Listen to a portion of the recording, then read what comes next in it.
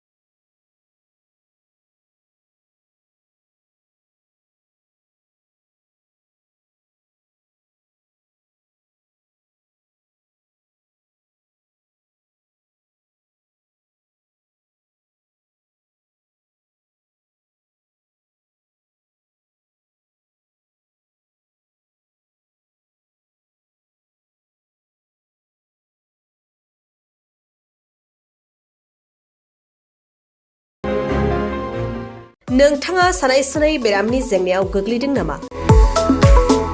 जुदि नोंथाङा सानाय सुनाय दंब्ला जिंगासिनांगौ गैया। चिरां जिल्लानि बेंटल गेट साफागुरियाव दायो एसआइ निउर' थेरापि सेन्टार दंसै। बे थेरापि सेन्टाराव नोंथाङा गोरलैयैनो देहानि सानाय सुनायखौ फाहामथाय लानो हागोन।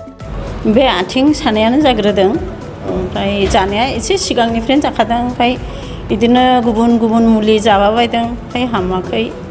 दिनैनि ट्रिटमेन्टआ नङा, आङो एसे मोजां मोनसिनबाय। जेरै सिं सानाय, आफादावरि सानाय, मोदोम जरा सानाय, आइजोफोरनि जेंना, खर' सानाय बायदि बेरामखौ फाहामनाय जायो। लोगोसेयैनो बे सेन्टाराव थानानै फाहामथाय लानो हानायनिबो सुबिदा खालामदों। नोंथांमोनहा एसआइ निउर' थेरापि सेन्टाराव फाहामथाय लानो गोसो दंब्ला नैबे मबाइल नम्बर 7620160459 नङाब्ला 9476977956 आव थोंजों सुलाद लानो हागोन।